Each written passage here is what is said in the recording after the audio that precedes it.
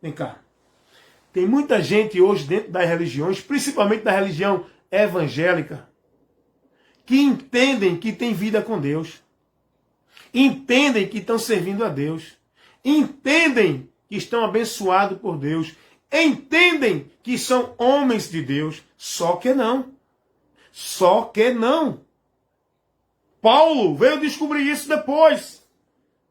Quando ele teve um encontro com Cristo, se converteu, abriu-se os olhos dele, a luz raiou, a verdade do Evangelho iluminou a mente e o entendimento de Paulo. É o que precisa hoje em muita gente que está dentro das religiões. Precisa ser iluminado porque estão cegos, estão perdidos, estão na ignorância, estão entendendo que estão numa vida de paz, de bênção e de maldição, só que estão no caminho de morte. Provérbios, capítulo 14, como eu li aqui. Eita Deus, como é gostoso ler a Bíblia, ser instruído, trabalhar as Escrituras, né? A gente vai se alimentando, se edificando e se fortalecendo no Senhor e na força do seu poder através da sua palavra. Provérbios, capítulo 14, versículo 12. Há caminhos que ao homem parece direito, mas o fim deles são os caminhos da morte. Há caminhos. Tem pessoas que entendem que estão no caminho certo. Tem pessoas que entendem que estão no caminho da bênção. Tem pessoas que entendem que estão no caminho da vida. Pronto. O apóstolo Paulo, Saulo, ele entendia isso. Saulo entendia que estava servindo a Deus. Saulo entendia que estava praticando tudo para a glória de Deus. Tem muita gente assim hoje, viu, gente? Está precisando ser advertido com a verdade do Evangelho, para que a verdade do Evangelho ilumine a mente dele e caia as escamas, e caia a cegueira espiritual que lhes impede de ouvir e conhecer a verdade. Olha, irmãos, eu acho esse texto interessante. Paulo diz assim lá em Filipenses, no capítulo 3, carta de Paulo aos Filipenses, capítulo 3, no versículo 7, Paulo diz assim: mas o que para mim era ganho, reputei-o perda por Cristo. Isso é Paulo falando aqui. Paulo está dando testemunho daquilo que ele abriu mão. Olha o que ele está dizendo aqui. Filipenses capítulo 3, versículo 7. Paulo diz assim: mas o que para mim era ganho, reputei-o perda por Cristo. E, na verdade, tenho por perda todas as coisas. Olha o que ele está dizendo aqui. Tenho por perdas todas as coisas. Que coisa era essa? Tudo aquilo que Paulo antigamente tinha como valor. Tudo aquilo que Paulo antigamente priorizava, valorizava. Paulo diz agora: e na verdade tenho por perda todas as coisas, pela excelência do conhecimento de Jesus Cristo, meu Senhor, pelo qual sofri a perda de todas as coisas e as considero como esterco para que eu possa ganhar a Cristo. Oh, aleluia! Como é bom as Escrituras que nos abrem o entendimento, que nos dá sabedoria, conhecimento. Olha o que Paulo está falando depois de convertido. Paulo vai agora entender que tudo aquilo que ele vivia, praticava, valorizava, guardava e buscava, não tinha valor nenhum, porque o valor maior é Cristo, o conhecimento dele, praticar o que ele nos ensina. Paulo diz: tenho por perda todas essas coisas. Ele abriu mão de tudo que vivia na religião farisaica, de todos os valores, de toda a prática, de toda a devoção, de tudo que ele entendia que era valor, que era correto, que era para servir a Deus, porque ele estava cego, perdido. Mas quando ele tem um encontro com Jesus, ele começa a se entregar. Entregar-se a Cristo é abrir mão do seu eu, é abrir mão do seu entendimento, é abrir mão dos seus valores, é abrir mão daquilo que você prioriza e buscar o conhecimento de Cristo. Para nisso você está cada dia mais se enchendo desse valor, se enchendo do tesouro que vai te angariar riqueza no céu. Aí Paulo diz que tudo isso ele teve por perda para que ele pudesse ganhar a Cristo. Então, o evangelho, ele é perda, é renúncia. O evangelho não é a pessoa mudar a formalidade exterior, não é a pessoa mudar de religião, não é a pessoa mudar costumes e hábitos. O evangelho não é a pessoa agora deixar de ir para a mesa de um bar e estar dentro de uma igreja. O evangelho não é isso. O evangelho não é isso. Porque isso não salva ninguém. A pessoa deixando de viver na vida do pecado e tornar-se uma pessoa religiosa, onde ela não bebe mais, não mata, não rouba, não fuma, não anda mais por esses caminhos, agora é da igreja para casa, de casa para a igreja, isso não salva ninguém. Evangelho não é isso. Evangelho não é vida religiosa. O evangelho é o poder de Deus para a salvação de todo aquele que crê. O poder para salvar.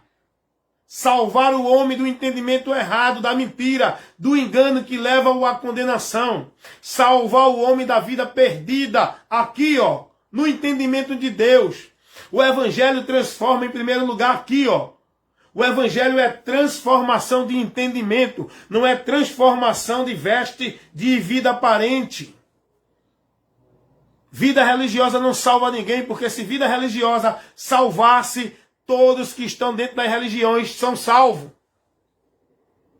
Mas a Bíblia não diz que a salvação é pela vida religiosa. É por estar dentro de igreja. É por estar cumprindo formalidade. É por se filiar à religião. É por viver a prática religiosa. A Bíblia não ensina isso. Salvação é questão de crer em Cristo. E crer em Cristo é crer no sacrifício que ele fez, é entender que esse sacrifício é único, exclusivo e suficiente. Crer em Jesus é guardar e praticar a palavra dele e passar a conduzir sua vida dentro da doutrina de Cristo, da instrução, da orientação, do ensino, guardando e praticando a palavra de Cristo para que sejamos discípulos de Cristo, cristão, salvos, libertos e transformados em Cristo, sendo uma nova criatura. Não é dentro de igreja. Porque a religiosidade é um caminho do bem. Onde as pessoas, não, eu agora sou religioso, eu estou na religião, faço minhas orações, sou devoto, sou praticante e cumpro todo o trabalho da igreja, da religião. Ei, isso não salva. Isso não leva você a ter uma vida com Deus. Eu falo e provo porque eu estou aqui levando essa instrução, essa orientação com argumentos plausíveis da palavra e com sermão dentro da palavra, como a palavra diz. Porque se religiosidade salvasse, Cornélio não precisava de ser advertido com a mensagem do evangelho. Lembra de um homem chamado Cornélio? Lá em Atos dos Apóstolos, capítulo 10, o próprio Deus dá testemunho de Cornélio. Mas Cornélio, porém, não tinha ainda vida com Deus. Cornélio não tinha remissão de pecados. Cornélio não tinha salvação.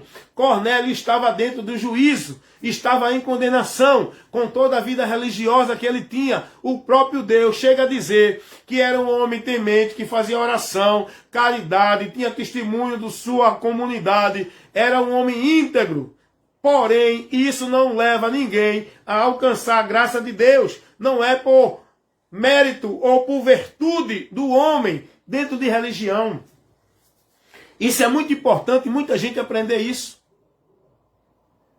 Deus vendo a intenção de Cornélio, o desejo de Cornélio de servir a ele, mas sem o entendimento, dentro do caminho errado, dentro de uma direção contrária, Deus contemplando, porque Deus contempla o oculto e o profundo do ser humano. Deus trabalha dentro do interior do homem. Aquilo que lá no seu interior está sendo ocultado e trabalhado. É isso que Deus contempla. Deus não se impressiona com a aparência de ninguém. Deus contemplando o interior de Cornélio, querendo servir a Deus com sinceridade, mas dentro da religiosidade, no caminho errado, aí o que é que Deus faz? Deus levanta Pedro. envia Pedro para ir até a casa de Cornélio. Para quê? Para Pedro fazer. O que foi que Pedro foi fazer na casa de Cornélio? Essa é uma pergunta que eu lhe faço. Você tem que ter essa resposta que vai lhe trazer um grande conhecimento. E eu vou lhe dar aqui agora a resposta. Deus envia Pedro à casa de Cornélio para quê? Para levar a luz a Cornélio. Para levar o entendimento a Cornélio. Para esclarecer a Cornélio.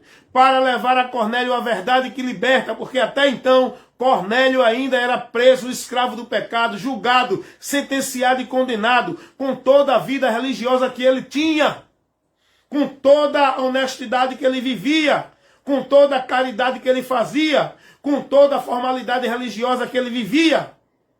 Tudo isso não levava ele a ter comunhão com Deus.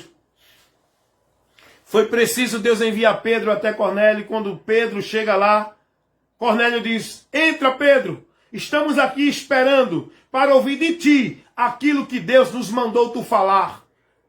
Cornélio não estava atrás de ver profecia de Pedro. Cornélio não queria saber de Pedro no particular. Cornélio queria ouvir a palavra de Deus que Pedro foi levar, enviado por Deus. E Deus revelou a Cornélio. Interessante, viu? A gente pedia a Deus direção para entender isso aí. Um ímpio, que não era israelita, não era judeu, não era do povo de Israel, era gentil Cornélio. Mas Deus revelou a Cornélio que mandasse buscar Pedro, porque Pedro ia dizer a Cornélio o caminho, a palavra, o ensino que ia levar Cornélio à salvação. E esse ensino, essa palavra que Pedro foi levar a Cornélio, foi a mensagem do Evangelho, foi falar de Cristo, foi mostrar Jesus, foi ensinar a Cornélio como é que o homem alcança perdão, salvação e vida com Deus. Não é através de religião, não é através de caridade, não é através de nenhum ato de bondade do homem, é através da fé em Cristo. Ele tem que ouvir a palavra de Deus e se crer será salvo. Interessante. Dá uma lidinha cá, em Atos dos Apóstolos, capítulo 11, aonde eu digo com toda certeza que Cornélio não tinha ainda comunhão com Deus, não era salvo, ele precisava de salvação, mas a fé vem pelo ouvir, e pelo ouvir a palavra de Deus, é preciso ouvir a mensagem do Evangelho, para que gere essa fé no coração do pecador, e que essa fé lhe dê a ele o dom gratuito de Deus, que é a salvação. Pela graça sois salvos, mediante a fé. Como vão crer se não há quem pregue? Por isso que Jesus mandou ir de pregar o Evangelho a toda criatura. Quem crê será salvo. Cornélio ouviu a mensagem do Evangelho. Ele creu e ele foi salvo. Por que eu digo que Cornélio não era salvo? Por que eu digo que Cornélio não tinha comunhão com Deus? Vamos ler o texto aqui. Agora, se você for interessado no conhecimento da palavra, leia Atos dos Apóstolos, do capítulo 10 até o 11. Porque você vai ver o contexto todo aí falando desse fato que eu estou narrando aqui de Cornélio. Atos dos Apóstolos, capítulo 11, versículo 13 e o 14. Pedro agora está aqui testificando com os judeus desse acontecimento, que Deus mandou Pedro ir até Cornélio pregar o Evangelho. E os judeus tinham uma resistência. Eles não queriam se comunicar com os gentios. Eles achavam que o gentio era impuro, eles eram santos e não podiam se comunicar e tal, né? Tem muita gente aí, tem muitos fariseus assim, não tem? Que acha que é mais santo do que os outros, às vezes nem fala, critica todo mundo, diz que todo mundo vai para o inferno porque ele é religioso, ele vive a formalidade, ele vive a religiosidade. Ele vai para a igreja, o ímpio está lá no bar. Aí ele diz, não, eu vou para a igreja todo dia, eu sou religioso. Eu vou para o céu. Esse aí que fica no bar vai para o inferno. Cuidado, irmão. Tem muita gente dentro de igreja que vai para o inferno, viu? Tem muita gente dentro de igreja que não tem comunhão nenhuma com Deus. Cuidado. Tem muita gente dentro de igreja que é sinagoga de Satanás. Tem muita gente dentro de igreja que já está morto e não sabe. Pensa que está vivo. Tem muita gente dentro de igreja, pensa que está adorando a Deus, mas está adorando em vão, porque Deus não está ali no meio para receber a adoração. Cuidado, irmão. Isso é aqui uma palavra de orientação, de instrução, advertindo você para você ser prudente. E Cornélio, com toda a religiosidade dele, Não tinha ainda comunhão com Deus. Pedro tem que ir lá, Deus manda Pedro, Deus orienta Pedro. E Pedro agora aqui no capítulo 11 de Atos, Pedro está relatando aos judeus esse acontecimento. Olha o que ele diz aqui no versículo 13. Pedro diz, e ele nos contou como vira em pé um anjo em sua casa. E o anjo lhe disse, envia homens a Jope e manda chamar a Simão, que tem por sobrenome Pedro. Agora escute o que diz o versículo 14. O qual te dirá palavras com que te salves, tu e toda a tua casa. Atos capítulo 11, versículo 13 e o 14. Pedro agora narra para os judeus o que Cornélio disse a ele, que teve uma revelação, que Deus enviou um anjo. E o anjo disse a Cornélio, Cornélio, manda chamar Pedro, que ele vai te dizer palavras, que ele vai te instruir com a verdade, com a palavra que vai te salvar. O que vai te salvar é a palavra que tu vai ouvir se tu crer nela. Tu não és salvo através da tua religião, da tua igreja, da tua prática, da tua devoção, da tua vida de usos e costumes, da tua formalidade, no vestir, no proceder. Tu não és salvo pela tua integridade, pela tua moral, pela tua bondade, pela tua caridade. Tu não és salvo pelo que tu faz, pelo teu mérito, pela tua virtude. O homem não tem nenhum valor para alcançar salvação através dos seus méritos pessoais. A salvação é por Cristo. Sem Cristo ninguém alcançará a salvação. Pedro diz isso. Atos 4:12. Nenhum outro há salvação. Só em Jesus. Não há nenhum outro meio, nem caminho, nem coisa alguma que possa levar o homem a Deus.